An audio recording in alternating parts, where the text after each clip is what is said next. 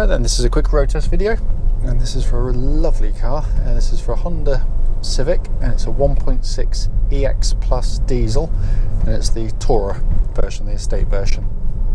This particular car is registered ST63WJZ, and mileage at the start of the road test is 66,455 miles.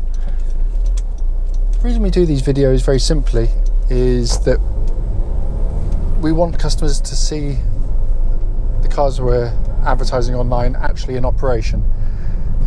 We know to our cost just how frustrating it can be to go and see a car which can look great in the photographs and in a description, only to get there to find out when you drive it it's got a fundamental problem which you clearly should have been told about before setting off. So hence that's why we do it. It's also done on these very quiet country roads, very close to our premises. The reason for that is hopefully it'll be representative of what you'd feel yourself if offered a test drive, because it forms part of the test drive route any prospective buyer would go on. Coming to the car itself, as you know from the advert, it's been very, very well looked after. It feels incredibly solid and tight on the road. Engine is push button start on these top of the range cars, starts instantly and settles to an absolutely smooth, even idle. No warning lights on the dashboard at all relating to the engine or any other part of the car, aside that is from just a low fuel light. Obviously fuel in the car will soon extinguish that. Temperature gauge I'll tell you later in the video, because I like to try and start these videos from cold if I can, so I'll wait till it's up to full operating temperature to feed that back to you. The engines are just lovely, lovely units, and it's a bit of a busman's holiday for me because I've got a 1.6 diesel Civic myself, so I know exactly what they're like. But it's just a lovely car to use, engine to use day in, day out. Forget the fact that it's only a 1.6 because it pulls like a train. You know, touch the throttle and it's off. Smooth and quiet in operation, and ridiculously good on fuel. I always put in our adverts, you know, I refer to inverted commas real world fuel economy, and that's not a dig at kind of Volkswagen or all that kind of stuff. But it's a fundamental truth, in the sense that some cars can look great in terms of paper, in terms of economy, but when you drive them day in, day out, they can quite often not give you the fuel economy you may hope for. These are just fantastic on fuel. My one, I get well over 60 to the gallon out of it. Longer trips, 70 to the gallon. So these stupidly high figures are actually eminently achievable. You know, if you drive the car as they should, of course. If you use the torque of the engine, you've got a little prompt there which tells me to change up. What you're trying to do realistically is change up sort of just short of 2,000 RPM, and it brings the car back down to just as the turbo's kicking in, so it's always on song. It's not left floundering, and you really get amazing economy. If you want to zip past something, hold it in the gear longer, obviously, but it's a wonderful unit. Being a Honda, and you know, it's certainly its reputation in the trade is that it's an incredibly tough and long-lasting engine as well, and the most reliable in its class by a country mile. Engine then feeds through into clutch and gearbox. Clutch is absolutely perfect on the car. Bike points exactly where it's meant to be in the pedal travel, so all good there. Gearbox is typical Honda, wonderful gear change. It gives you a really kind of hefty feeling gear change, lovely springing to it, perfect synchromesh. It's just a joy to use day in, day out, because Honda put a lot of effort into the feel of these gearboxes and how they should feel in hand. And it really does feel wonderful, and it feels as tight as it ever would have done when it was new, by the way. Steering on the car, beautifully weighted, nice, sort of kind of makes the car feel heavy on the road. It's wonderfully accurate and precise, feels crisp and tight in use.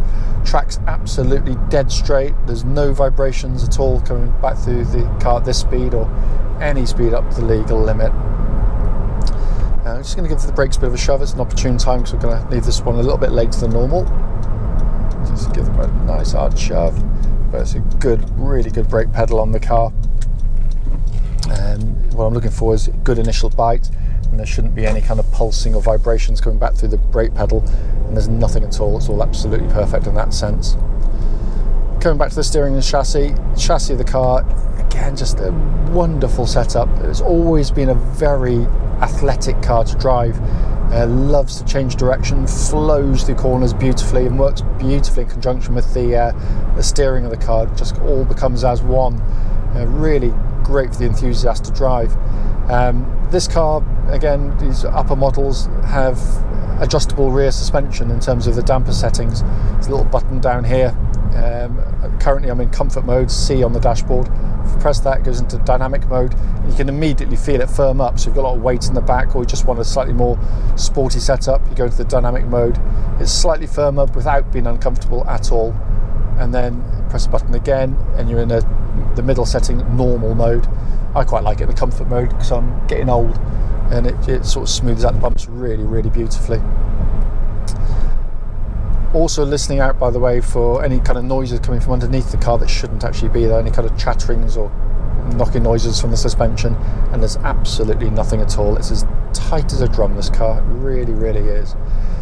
Looking around inside the car, in really nice condition in here, and this dashboard I love, and I don't think I'll ever tire of it. And as I always say, or try to say in the videos, I completely understand and appreciate this is a bit of a Marmite car in terms of, you know, the interior design and the dashboard layout. I love it. I absolutely love it. I love it because of the fact that not only is it interesting to sit behind and use on a daily basis, but it basically gives you all the information you want exactly as you want it, and in lots of cases far better than most ordinary designs. Coming sort of the more conventional stuff's down the centre here, so you've got your big screen sat nav, your dual zone climate control, heated seats, all working exactly as they should, with a very high quality of switchgear and actuation. Then my favourite part, this two-tier design, and it's there for a reason. It really is. It's, you know, the high-up displays you have, which are for information display panel, little pod up there. So basically, if I was to press like a fan switch down here or radio control, it brings up the display on the high-up display as well as down here. It basically means you're not having to take your eyes off the road. And a better example by far is the high-level speedo. It's just a genius design. I can't quite get used to these kind of heads-up displays, these sort of high in the windscreen things. I've had one on a Lexus. I find them slightly distracting. This, because it's housed in a dashboard, you know, a dark setting behind it, just seems to work so much better for me personally. But what it means is you can look ahead at cars or pedestrians or cyclists, and there's plenty of those around here at the moment, without taking your eyes off the road to take your speed in, and so keeping your sort of license in check as well. It's brilliant, and it's to Honda's eternal shame that they've decided with the next generation Civic to go back, in my opinion, to a more conventional dashboard in terms of display, which I've drove one. It's a lovely car, but I just think it's a backward step, and I'm not sure why they've decided to conform. They often do that, bless them.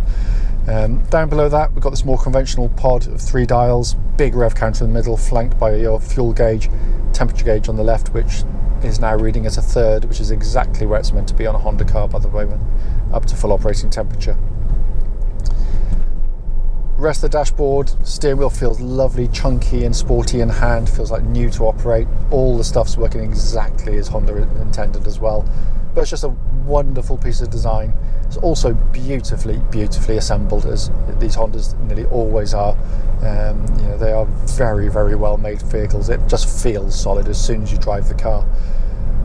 As I said at the start of the video, the whole point of these is just to show the car in operation and to give back some feedback on the car. There's nothing at all to come back with. It drives absolutely beautifully.